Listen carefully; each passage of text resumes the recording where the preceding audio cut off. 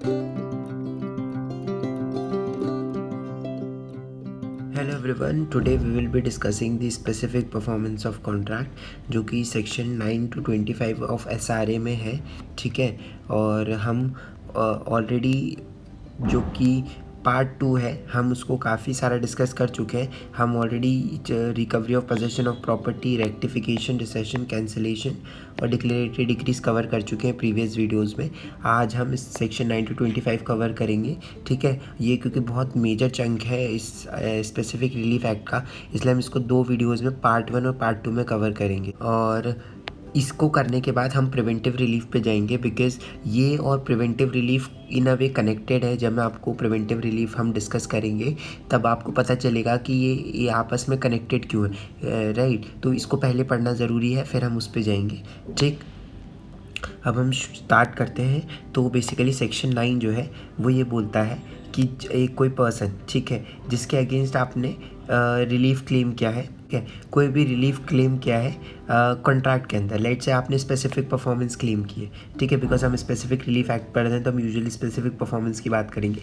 तो for example आपने उसके अगेंस्ट स्पेसिफिक परफॉर्मेंस क्लेम किया है, तो ए है, ए और बी के बीच में कोई एग्रीमेंट था, आपने इस एग्रीमेंट का स्पेसिफिक परफॉर्मेंस के लिए बी को सू किया, तो बी जो है अपने डिफेंस में कोई भी ग्राउंड जो कि उसको इंडियन कॉन्ट्रैक्ट एक्ट के अंदर अवेलेबल है वो अपने डिफेंस में प्लीड कर सकता है। ठीक है, this is what section 9 is about, कि जब भी आप कोई कॉन्ट्रैक्ट से रिलेटेड आप सू करेंगे किसी पर्सन को कोई रिलीफ के लिए, ठीक है, तो वो अपने डिफेंस में कोई भी ग्राउंड जो इसको इंडियन कॉन्ट्रैक्ट एक्ट के अंदर अवेलेबल है वो अपने डिफेंस में प्लीड कर सकता है। ये सेक्शन 9 है। सेक्शन 10 में जाएंगे। सेक्शन 10 जो है बहुत ही एक जनरल प्रोविज़न है जो कि बोलता है कि हम हर कॉन्ट्रैक्ट में स्पेसिफिक परफॉर्मेंस ग्रांट करेंगे, लेकिन that is subject to 11 to 14 और 16। अब मैं आपको एक चीज़ बता देना चाहता हूँ कि 2018 से पहले यहाँ पर शैल वर्ड नहीं था। ठीक है, शैल वर्ड 2018 के बाद यहाँ पर ऐड किया गया है। ठीक है, और अब उसके बाद ये एक मैंडेटरी रिलीफ बन चुका है क्योंकि अब यहाँ शैल वर्ड यूज़ हो गया है। ठीक है, तो जहाँ जहाँ स्पेसिफिक परफॉर्मेंस दिया जा सकता है हम ज़रूर देंगे। ठीक है, और ये सब्जेक्ट टू 11 to 14 और 16 है। अब मैं आपको पहले ही बता देना चाहता हूँ, आप इसी एस्पेक्ट के साथ पढ़ें कि इन केस में स्पेसिफिक परफॉर्मेंस जो है ग्रांट नहीं होगी। वो कौन कौन से केसेस हैं, वो 11 2 बताता है, 14 बताता है और 16 बताता है। तो in general section 10 general provision है, तो हम वो बताता है कि हम स्पेसिफिक परफॉर्मेंस ग्रांट करेंगे। ठीक है, और 11 to 14 16 हम नहीं करेंगे इन सिनेरियो में अगर आपका केस फॉल करता है तो। अब हम एक एक करके 11 14 16 ये सब डिस्कस करते हैं। ठीक है, सेक्शन 11 क्या कहता है? सेक्शन 11 सिंपली ये कहता है कि फॉर एन एग्जाम्पल एक लेट्स से 2 लोग हैं, ठीक है, ए है और बी है। ठीक है, इनके बीच में एक कॉन्ट्रैक्ट था। अब ए जो है ट्रस्टी है।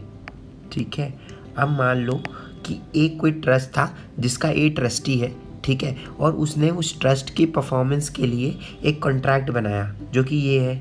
ठीक है, उसने उस ट्रस्ट की परफॉर्मेंस के लिए कॉन्ट्रैक्ट बनाया। ठीक है, तो हम इस कॉन्ट्रैक्ट का स्पेसिफिक परफॉर्मेंस ग्रांट करेंगे। ठीक है, और ये कहाँ बोला गया है? ये बोला गया है 11(1) में। ठीक है, तो 11(2) क्या कहता है? 11(2) बेसिकली ये कहता है कि अगर मान लो इस ट्रस्टी ए ने, ठीक है, कोई एक्सेस ऑफ पावर, मतलब उसको कोई पावर होगी being the trustee of a trust, but उसने अपनी पावर को एक्सीड करते हुए एक कॉन्ट्रैक्ट बनाया। ठीक है, तो हम उस केस में उसने अपनी पावर एक्सीड कर दी।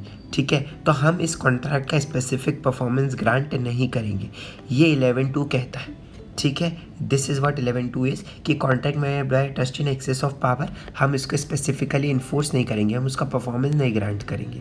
ठीक है, जैसे कि मैंने आपको बता दिया, मैं एक बार वो रिपीट कर देता हूँ। सेक्शन 10 जनरल प्रोविजन, हम हर कॉन्ट्रैक्ट का स्पेसिफिक परफॉर्मेंस ग्रांट करेंगे सब्जेक्ट टू 11 to 14 और 16।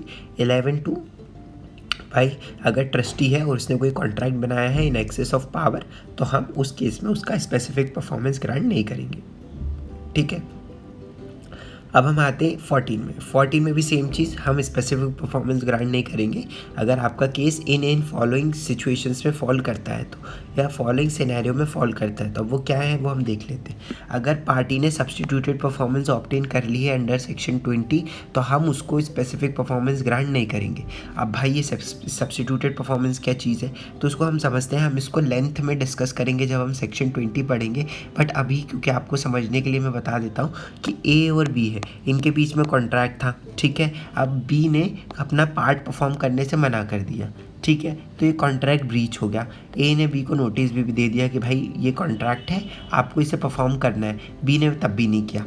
अब मान लो ए किसी थर्ड पार्टी के थ्रू, सी के थ्रू वो कॉन्ट्रैक्ट परफॉर्म करा लेता है, ठीक है। मतलब ये जो सी के थ्रू कोई थर्ड पार्टी के थ्रू जब उसने कॉन्ट्रैक्ट परफॉर्म कराया, इसी को हम सब्स्टिट्यूटेड परफॉर्मेंस कहते हैं। क्या कहते हैं? Substituted performance. अब ऐसा क्यों? ऐसा इसलिए क्योंकि आपने सब्स्टिट्यूट कर दिया ना, बी को वो चीज़ परफॉर्म करनी थी, आपने वो सी से करा ली, तो सब्स्टिट्यूट कर दिया ना, बी को परफॉर्म करना था, सी कर रहा है, सब्स्टिट्यूटेड परफॉर्मेंस कहते हैं इसको, ठीक है। इसको सब्स्टिट्यूटेड परफॉर्मेंस कहते हैं। और अगर आपने वो ऑप्ट कर लिया है, आपने वो किसी और के थ्रू वो कॉन्ट्रैक्ट परफॉर्म करा लिया है, तो अब हम इस कॉन्ट्रैक्ट का स्पेसिफिक परफॉर्मेंस ग्रांट नहीं करेंगे, ठीक है। हम इसको थोड़ा और डिस्कस करेंगे, कुछ और चीज़ें भी है, बट अभी के लिए इतना समझ लीजिए कि अगर आपने सब्स्टिट्यूटेड परफॉर्मेंस ऑप्ट कर लिया है, हम स्पेसिफिक परफॉर्मेंस ग्रांट नहीं करेंगे, ठीक है। Contract involves continuous duty involve है कॉन्ट्रैक्ट में, ठीक है। ए है और बी है, आपके बीच में कॉन्ट्रैक्ट था, ठीक है। ए है और बी है, आपके बीच में कॉन्ट्रैक्ट था, ठीक है। बी जो है डिज़ाइनर है, इसने आपने बोला कि भाई मेरे घर की वॉल, एक वॉल है मेरे घर में, एक हॉल है, उसमें एक बहुत बड़ी सी वॉल है, उसको आपको डिज़ाइन करना है। अब वो बहुत ही ना माइन्यूट डिटेल वाली डिज़ाइंस है उसमें, ठीक है। अब वो जब डिज़ाइनर ने वॉल डिज़ाइन करी तो उसमें ना कुछ उसने डिटेल मिस कर दी, कुछ डिज़ाइन थोड़े चेंज कर दिया उसने उसकी सूटेबिलिटी के हिसाब से, और वो आपको नहीं चाहिए था, आपको एग्जैक्ट वही डिज़ाइन चाहिए था। अब आप कोर्ट में जाओगे भाई कॉन्ट्रैक्ट को लेके कि भाई मेरा कॉन्ट्रैक्ट था, अब इसको आप स्पेसिफिकली परफॉर्म कराओ। कोर्ट बोलेगा भाई मैं रोज़ आके डिज़ाइन मैच थोड़ी करूँगा कि एग्जैक्टली बनाई कि नहीं बनाई, ठीक, बिकॉज इसमें कंटिन्यूस ड्यूटी इन्वॉल्व है, इसलिए इसका स्पेसिफिक परफॉर्मेंस ग्रांट नहीं होगा। आप चाहें तो आप डैमेजेस या जो भी है क्लेम कर सकते हैं और इस मैटर को इस तरीके से आप सेटल करो, ठीक है। फिर तीसरी चीज़ है contract depend upon personal qualification of party. Contract जो है पार्टी के पर्सनल क्वालिफिकेशन पे डिपेंड करता है। इसका बहुत ही अच्छा एग्जांपल है मेरे पास, वो है आरसीबी और विराट कोहली, ठीक है। आरसीबी विराट कोहली के बीच में एक एग्रीमेंट है कि भाई आप इस आईपीएल का सीज़न है, आप इसमें खेलेंगे हमारी टीम की तरफ से सारे मैचेस। उसने बोला ठीक है भाई, ये कॉन्ट्रैक्ट बना लिया गया। बाद में आरसीबी वो विराट कोहली जो है उसने 5 मैच खेले और उसने मना कर दिया उसके बाद खेलने से। आरसीबी जाता है कोर्ट, बोलता है भाई एग्रीमेंट था कि पूरा सीज़न खेलेंगे, 5 मैच खेला, अब नहीं खेल रहा, स्पेसिफिकली परफॉर्म कराओ इसको, ठीक है। अब विराट कोहली क्या बोलता है, भाई ये जो है ना क्रिकेट जो है गेम ऑफ स्किल है, ये स्किल पे डिपेंड करता है, ठीक है। और क्योंकि ये मेरे पर्सनल क्वालिफिकेशन पे, मेरी स्किल पे डिपेंड करता है, तो इस कॉन्ट्रैक्ट को आप स्पेसिफिकली इन्फोर्स नहीं करा सकते, ठीक है। हालांकि आरसीबी उससे जो भी लॉस हुआ है, डैमेजेस हुआ है उस सीज़न में, वो क्लेम कर सकती है, पर हम उसको पर्सनल क्वालिफिकेशन की वजह से स्पेसिफिक परफॉर्मेंस ग्रांट नहीं करेंगे, ठीक है। Contract in its nature determinable है, कॉन्ट्रैक्ट रिवोक किया जा सकता है, तो अगर कॉन्ट्रैक्ट रिवोक है तो कोर्ट बोलेगा भाई रिवोक करो, ख़त्म करो बात को, स्पेसिफिक परफॉर्मेंस हम ग्रांट नहीं करेंगे, ठीक है। डिटर्मिनेबल है मतलब नेचर डिटर्मिनेबल है, मतलब उसको रिवोक किया जा सकता है, तो हम उसके इसमें भी स्पेसिफिक परफॉर्मेंस ग्रांट नहीं करेंगे, ठीक है। तो ये 4 ग्राउंड्स हैं, ठीक। अब मैं आपको बता देता हूँ सेक्शन 10 जो है वो बड़ी जनरल प्रोविज़न है जो बोलता है भाई हम कॉन्ट्रैक्ट का स्पेसिफिक परफॉर्मेंस ग्रांट करेंगे, सब्जेक्ट टू 11 to 14 और 16। 11 ट्रस्टी ने एक्सेस ऑफ पावर में कॉन्ट्रैक्ट बनाया है, no specific performance. 14 substituted performance opt किया है, कंटिन्यूस ड्यूटी इन्वॉल्व है, पर्सनल क्वालिफिकेशन है, डिटर्मिनेबल है, रिवोकेबल है, हम स्पेसिफिक परफॉर्मेंस ग्रांट नहीं करेंगे। एक सेम चीज़ 16, बट 16 में थोड़ी सी एक चीज़ ये है, वो क्या है कि पर्सनल बार टू रिलीफ के बारे में बात करता है। पर्सनल बार टू रिलीफ मतलब जो पर्सन स्पेसिफिक परफॉर्मेंस क्लेम कर रहा है उसने कोई ऐसा एक्ट कर दिया है जिसकी वजह से हम उसको बार कर रहे हैं रिलीफ ऑफ स्पेसिफिक परफॉर्मेंस के लिए, ठीक है। हम उसको दे नहीं रहे हैं स्पेसिफिक परफॉर्मेंस। अब वो क्या उसने ऐसा एक्ट किया है और क्यों हम उसको बार कर रहे हैं वो हम सब पढ़ रहे हैं, ठीक है। तो पहली चीज़, specific performance can not be enforce in favour of person. हम मान लो ए है और ए ने बी के अगेंस्ट सूट फाइल किया है फॉर स्पेसिफिक परफॉर्मेंस। अब हम ए को स्पेसिफिक परफॉर्मेंस ग्रांट नहीं करेंगे अगर वो उसका जो केस है वो इन फॉलोइंग सिनेरियोज में फॉल करता है तो, ठीक है। 3 सिनेरियो दिए हुए हैं, अब हम ए बी और सी, अब हम उसको इन लेंथ डिस्कस करते हैं। पहला जो हमने ऑलरेडी पढ़ चुके हैं कि प्लेंटिफ ने सब्स्टिट्यूटेड परफॉर्मेंस ऑब्टेन कर ली है, तो ठीक है। हाँ, तो अगर प्लेंटिफ ने सब्स्टिट्यूटेड परफॉर्मेंस ऑप्ट कर लिए तो हम उसको जो है स्पेसिफिक परफॉर्मेंस ग्रांट नहीं करेंगे, ठीक है। अगला है incapable of performing his part of contract. तो जो खुद रिलीफ लेने आया है, भाई तू पहले तेरा तो पार्ट परफॉर्म कर तभी तो तेरे को मिलेगा। तो अगर वो खुद ही अपना पार्ट परफॉर्म करने के लिए इनकेपेबल हो गया तो भी हम उसको जो है स्पेसिफिक परफॉर्मेंस नहीं देंगे। अगर उसने वॉयलेट किया है एसेंशियल टर्म्स ऑफ कॉन्ट्रैक्ट तो भी हम उसको स्पेसिफिक परफॉर्मेंस ग्रांट नहीं करेंगे। अगर उसने फ्रॉड में एक्ट किया है तो भी स्पेसिफिक परफॉर्मेंस नहीं मिलेगा। अगर उसने वेरिएंस में एक्ट किया है, कॉन्ट्रैक्ट बोलता था ये करना है, उसने कुछ अलग ही कर दिया, वेरी कर गया वो, ठीक है, उसने कुछ ऐसा कर दिया जो वेरिएंस में हो गया कॉन्ट्रैक्ट के, तो भी हम इसको स्पेसिफिक परफॉर्मेंस ग्रांट नहीं करेंगे।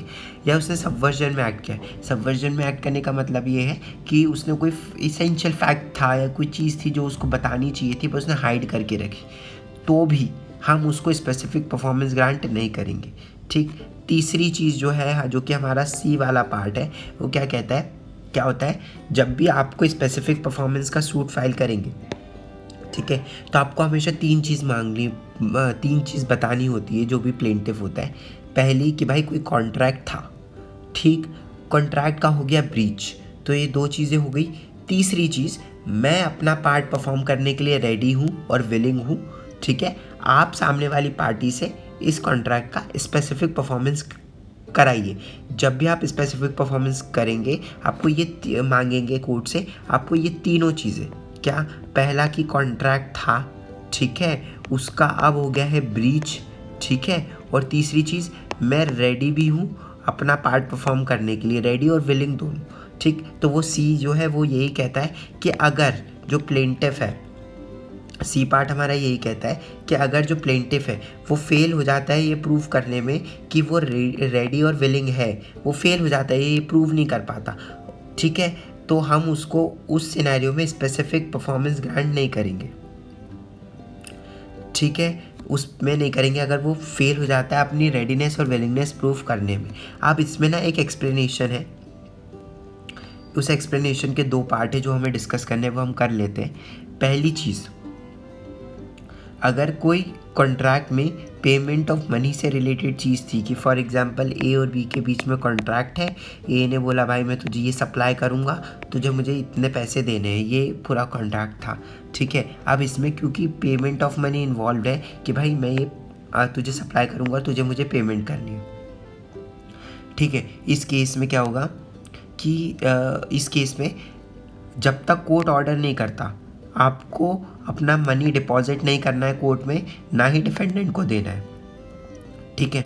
तो कहने का मतलब बेसिकली ये है कि अगर कोई कॉन्ट्रैक्ट है और उसमें ए को क्योंकि अपना पार्ट ये था कि उसको अपना पे करना है और बी है उसको कोई गुड्स है वो सप्लाई करेगा, ठीक है, तो अब इस केस में क्या होगा कि क्योंकि कॉन्ट्रैक्ट इन्वॉल्व है पेमेंट ऑफ मनी, ठीक है, तो इस केस में ए को ना, जब तक कोर्ट ऑर्डर नहीं करता तब तक कोर्ट में ना कोई पैसे डिपॉजिट करने जो उसको बी को देने हैं, ना ही उसको बी को वो पैसे देने हैं, ठीक है, जब तक कोर्ट ऑर्डर नहीं करता। अगर करता है तो दे सकता है, लेकिन कोर्ट ऑर्डर नहीं करता तब तक ऐसा कुछ करने की ज़रूरत नहीं है। ये उसका एक्सप्लेनेशन का फर्स्ट पार्ट है। दूसरी चीज़ ये है कि readiness and willingness have to be prove as per true constructions. आपको रेडीनेस और विलिंगनेस जो है ट्रू कंस्ट्रक्शन के अकॉर्डिंग प्रूव करनी पड़ेगी। अब ये ट्रू कंस्ट्रक्शन क्या चीज़ है भाई, कहने का मतलब ये है कि वो सरकमस्टेंसेस उसको ऐसे क्रिएट करने पड़ेंगे, ऐसे कुछ सरकमस्टेंसेस होंगे जिससे ये इन्फर हो सके कि वो रेडी और विलिंग था। मतलब आप बोलोगे भाई मैंने उसको फ़ोन कॉल्स किए, मैंने उसके घर गया, उसको रीच आउट करने की कोशिश की, उसके बाद भी राइट कि मैं तो अपना पार्ट, मैं तुझे पैसे देने को तैयार हूँ तो अपना पार्ट परफॉर्म कर दे, उसके बाद भी वो मना कर देता है, तो अब आप आए हो स्पेसिफिक परफॉर्मेंस के लिए, तो आपको ऐसे प्रूव करना पड़ेगा कि भाई मैं तो अपना पार्ट परफॉर्म करने के लिए एकदम रेडी और विलिंग हूँ, ठीक है। ये बेसिकली सेक्शन 16 था, राइट। अब हमने जो अभी तक हम डिस्कस कर रहे थे section 20 substituted performance of contract, हम वो डिस्कस कर लेते, ठीक है। ये दोनों चीज़ें 1 मिनट के लिए छोड़ दो, हम यहाँ से डिस्कस करते। कॉन्ट्रैक्ट था वो ब्रोक हो गया because of the non performance of the party, ठीक है, एंड द पार्टी जिसने सफ़र किया है लॉस या जिसने ब्रीच को सफ़र किया है, ठीक है, जो कि प्लेंटिफ होगा ऑफ कोर्स, वो सब्स्टिट्यूटेड परफॉर्मेंस ऑप्ट कर सकता है। और वो किससे सब्स्टिट्यूटेड परफॉर्मेंस करा सकता है, किसी थर्ड पार्टी से या खुद की एजेंसी से, ठीक है, किसी थर्ड पार्टी के थ्रू भी या खुद की एजेंसी से वो उस कॉन्ट्रैक्ट को परफॉर्म करा सकता है, ठीक है। और वो जो भी एक्सपेंसेस होंगे वो रिकवर कर सकता है from the party committing breach. तो जिस पार्टी ने जो पार्टी जो है जो ब्रीच कर रही है उससे वह एक्सपेंसेस रिकवर कर सकता है। अब क्या कहना चाह रहा हूँ मैं आपको, इस सिंपल सी बात बताता हूँ। ए है, ठीक है, बी है, इन दोनों के बीच में कॉन्ट्रैक्ट था और बी जो है अपना पार्ट परफॉर्म नहीं करता, जिसकी वजह से बी ये कॉन्ट्रैक्ट ब्रीच हो जाता है। ए जो है वो किसी थर्ड पार्टी के थ्रू ये कॉन्ट्रैक्ट परफॉर्म करा लेता है, ठीक। तो जो भी एक्सपेंसेस इसको आए हैं इस कॉन्ट्रैक्ट सी से, इस कॉन्ट्रैक्ट को परफॉर्म कराने के लिए सी के थ्रू वो जो है बी से रिकवर कर सकता है। वो बी से क्या कर लेगा, रिकवर कर लेगा, ठीक है, समझ गए आप। यही सब्स्टिट्यूटेड परफॉर्मेंस है, ठीक। अब एक चीज़ ध्यान से समझो कि ये जो है excepted otherwise agreed by parties जो है इसमें यूज़ किया गया है, ठीक है। Without prejudice to the provision of this ICA excepted otherwise agreed upon by party. इसका क्या मतलब है, ये ऑप्ट आउट क्लॉज है।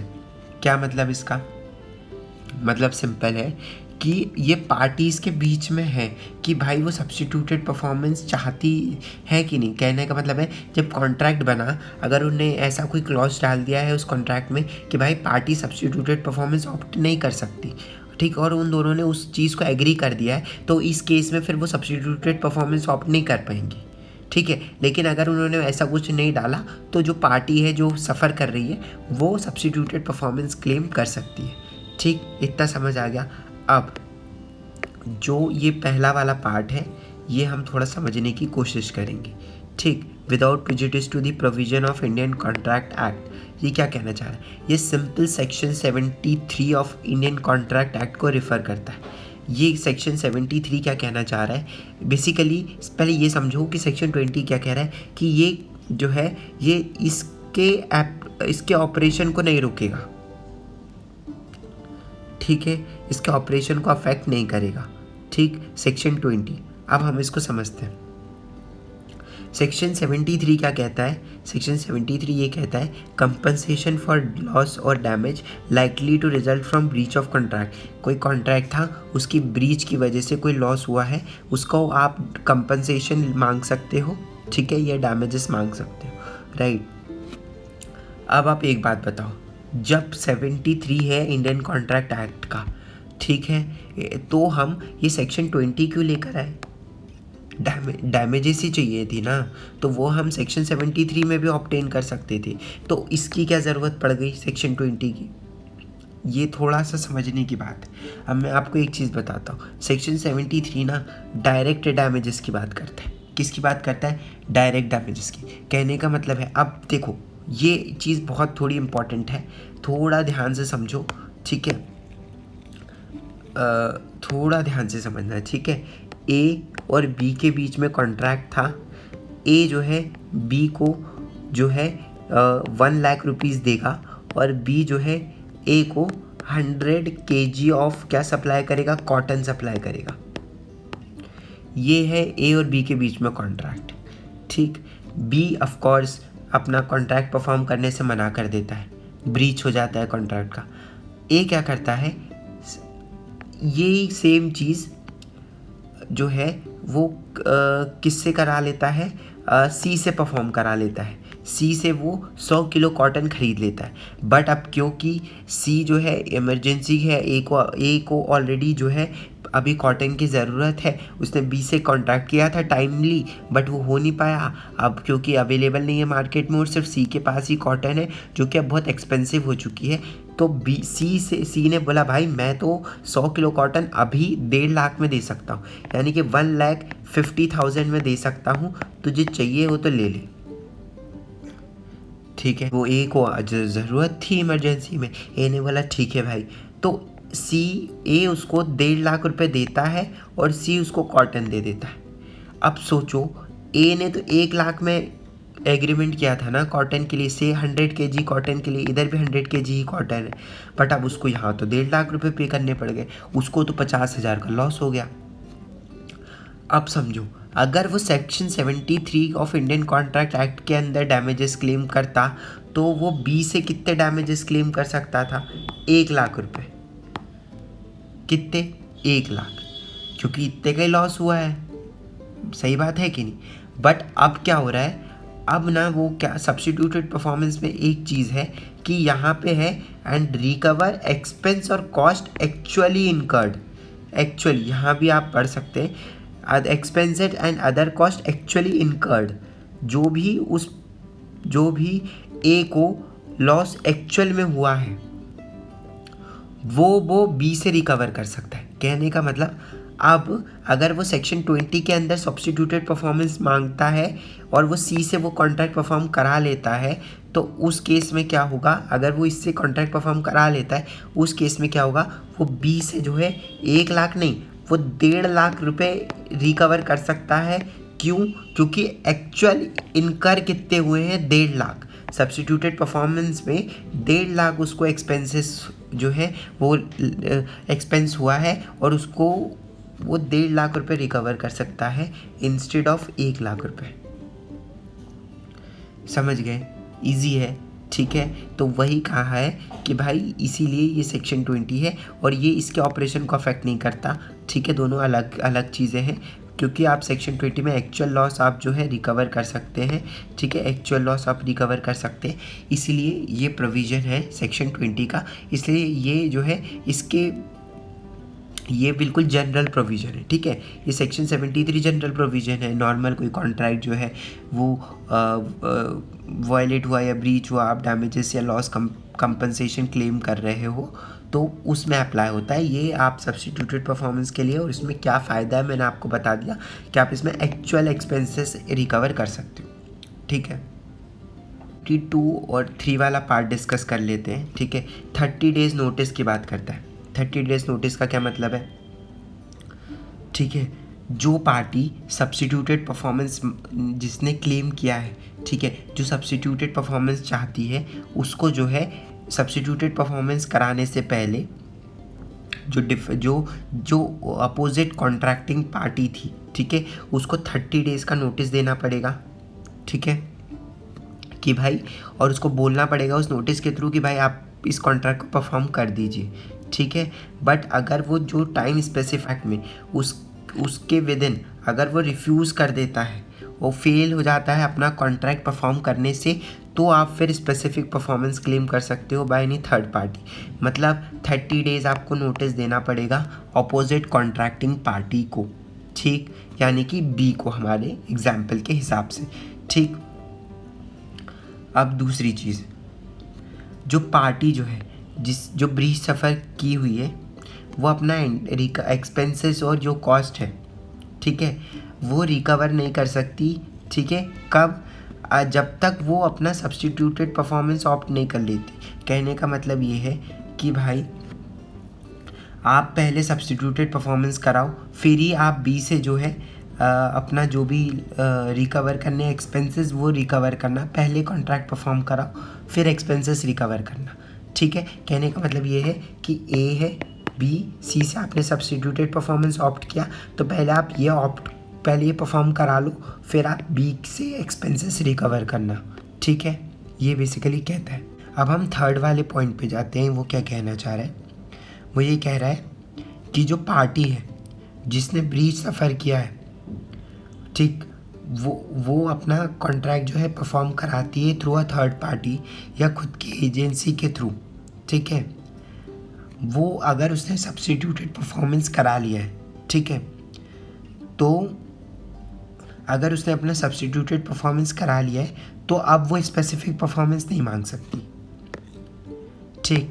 तो अब वो सब्स्टिट्यूट, तो मतलब अगर आपने सब्स्टिट्यूटेड परफॉर्मेंस क्लेम कर लिया है तो आप स्पेसिफिक परफॉर्मेंस क्लेम नहीं कर सकते, जो कि हमने ऑलरेडी 14 और 16 में पढ़ लिया है, ठीक है। फोर्थ पॉइंट पे आ जाते हैं। फोर्थ पॉइंट क्या कहते हैं,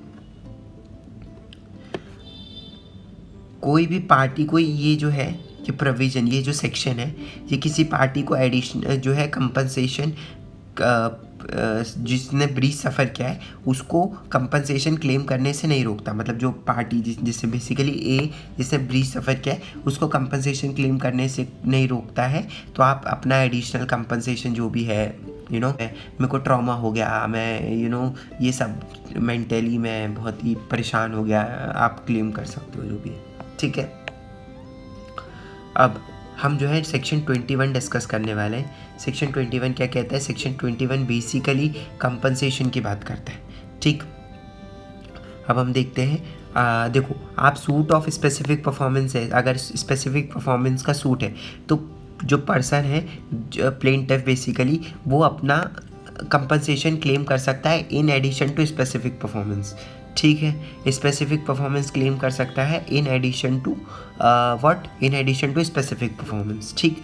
दूसरी चीज़, अगर स्पेसिफिक परफॉर्मेंस का सूट है और कोर्ट ने उसको डिसाइड किया कि भाई हम स्पेसिफिक परफॉर्मेंस नहीं देंगे कॉन्ट्रैक्ट का, ठीक है, बट कॉन्ट्रैक्ट ब्रीच हुआ है, ठीक है, तो उस केस में हम जो है कंपनसेशन दे सकते हैं, ठीक है। मतलब कोर्ट जो है कंपनसेशन दे सकता है, ठीक है, अगर सूट था स्पेसिफिक परफॉर्मेंस का, ठीक है, बट और कोर्ट जो है उसमें स्पेसिफिक परफॉर्मेंस ग्रांट कर देता है, ठीक है, स्पेसिफिक परफॉर्मेंस ग्रांट कर देता है, ठीक है, बट वो कोर्ट को लगता है यार ये जो भी हुआ है ये सफिशिएंट नहीं है कि मतलब स्पेसिफिक परफॉर्मेंस तो मैं दे रहा हूँ, कोर्ट जो है वो दे रही है कोर्ट, बट उसको लगता है कि यार ये सफिशिएंट नहीं है जस्टिस करने के लिए, राइट, कुछ और भी रिलीफ देना चाहिए पार्टी को, तो उस केस में वो कंपनसेशन भी दे सकता है ब्रीच के लिए, ठीक है।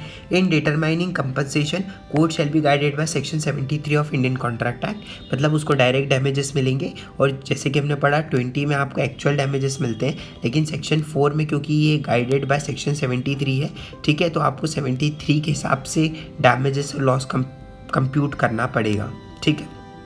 5th वाला हम देखते हैं, ये कहता है कि कोई भी कंपनसेशन आपको नहीं मिलेगा अगर आपने प्लेंट में क्लेम नहीं किया, ठीक। प्रोवाइज़ो क्या कह रहा है उसका, ये जो प्रोवाइज़ो है वो क्या कह रहा है कि अगर आपने प्लेंट में क्लेम नहीं किया है तो हम आपको कोर्ट जो है आपको प्लेंट अमेंड करने का मौका देगा। आपको बस ये करना है कि आपको ऑर्डर 6 रूल 17 के अंदर अमेंडमेंट ऑफ प्लीडिंग्स की एप्लीकेशन फाइल करनी है और अपनी प्लेंट को आप अमेंड करें और आप फिर जो है कंपनसेशन के लिए क्लेम कर सकते हैं, ठीक। एक्सप्लेनेशन क्या कहता है, ठीक है। अब मान लो contract has become incapable of specific performance, contract जो है स्पेसिफिक परफॉर्मेंस के लिए इनकेपेबल हो गया है, ठीक है, बट ये कोर्ट को बार नहीं करता from granting this compensation under section 21, ठीक है। कहने का मतलब ये है कि कॉन्ट्रैक्ट फ्रस्ट्रेट हो गया है लेट से, ठीक है, बट क्योंकि वो फ्रस्ट्रेट हो गया है, बट अगर कोर्ट को लगता है कि भाई हमें इसको डैमेजेस दे देनी चाहिए तो फिर वो ग्रांट कर सकता है, ठीक है। हाँ, this is what section 21 is. अब हम जो है सेक्शन 24 डिस्कस करेंगे, ठीक है। सेक्शन 24 क्या कहता है? मान लो कि एक सूट फॉर स्पेसिफिक परफॉर्मेंस था कॉन्ट्रैक्ट का, ठीक है, वो हो गया डिसमिस, ठीक है, इसको कट कर लो, इसको स्पेसिफिक परफॉर्मेंस लिख लो, ठीक है, ये स्पेसिफिक परफॉर्मेंस का सूट है, ठीक है, जो कि डिसमिस हो गया है, तो अगर कोई सूट था स्पेसिफिक परफॉर्मेंस के लिए, ठीक है, और वो डिसमिस हो गया है, ठीक है, वो क्या हो गया, वो डिसमिस हो गया, तो आप सब्सिक्वेंट सूट जो है कंपनसेशन के लिए, क्योंकि ऑफ कोर्स जब वो ब्रीच हुआ है तभी तो आप स्पेसिफिक परफॉर्मेंस क्लेम कर रहे हो, करेक्ट। तो अगर कोई कॉन्ट्रैक्ट था वो ब्रीच हो गया है, अब तभी तो आप इसका स्पेसिफिक परफॉर्मेंस क्लेम करोगे, तो आपको जो है कंपनसेशन भी क्लेम कर लेना था उसी सूट में, बट आपने नहीं किया, तो आपको सब्सिक्वेंट सूट फाइल नहीं करने दिया जाएगा कंपनसेशन के लिए, बार्ड है, ठीक। मगर ये इसमें क्लियरली कहा गया है कि अगर आप कोई और रिलीफ कंपनसेशन के अलावा कोई और रिलीफ चाहते हैं, ठीक है, तो उसके लिए सब्सिक्वेंट सूट मेंटेनेबल है,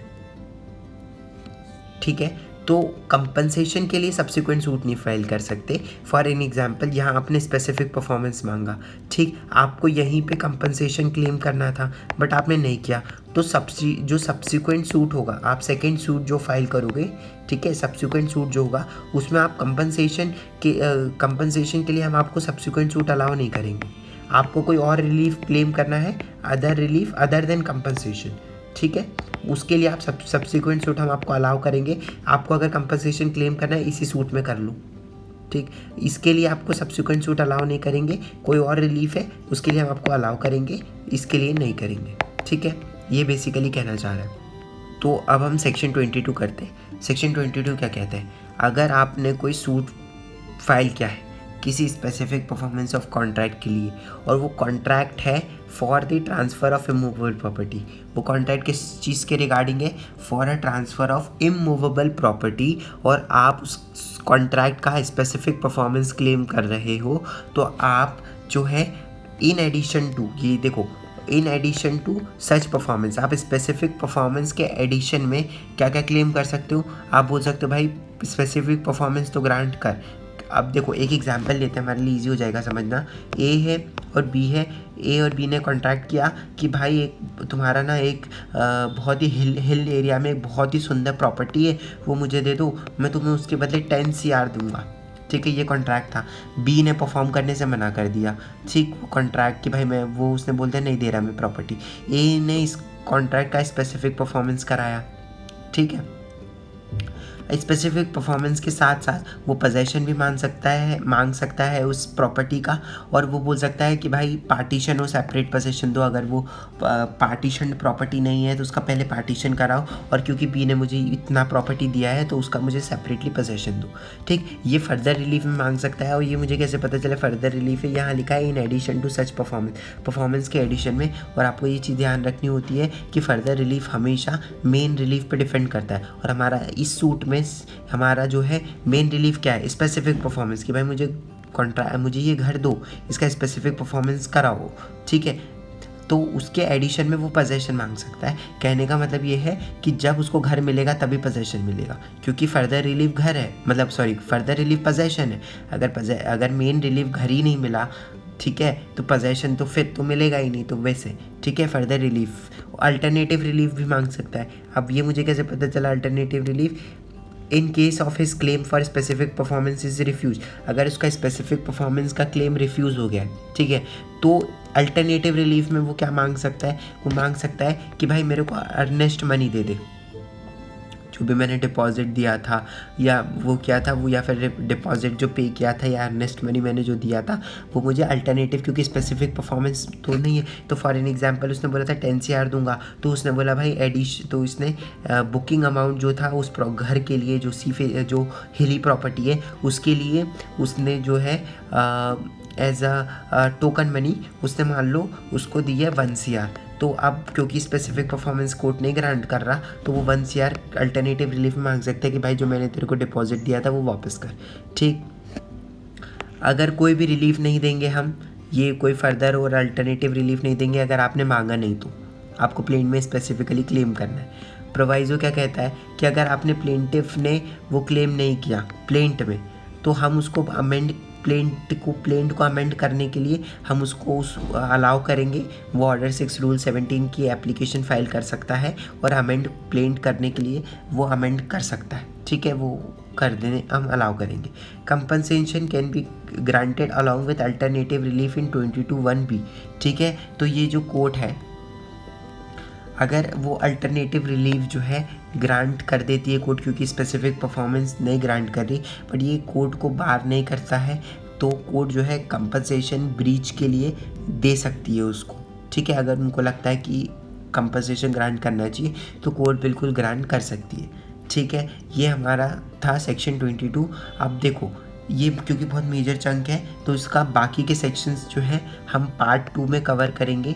ठीक है, जो अगली वीडियो आएगा उसमें हम बाकी का सारे सेक्शंस कवर करेंगे। ठीक है, और ये जो PDF है ये मैं जो है डिस्क्रिप्शन में अटैच कर दूंगा। ठीक है, थैंक यू सो मच।